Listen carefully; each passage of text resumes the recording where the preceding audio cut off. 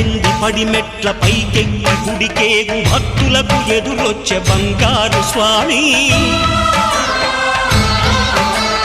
ఇరుముడులు స్పృశించి శుభమనుచు దీవించి జన బృందముల చేరే జగమేలు స్వామి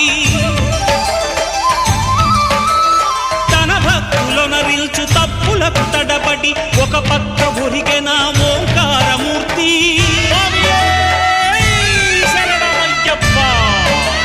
స్వాములందరూ తనకు సాయము కాగా ధీమంతుడై లేచే ఆ కన్య స్వామి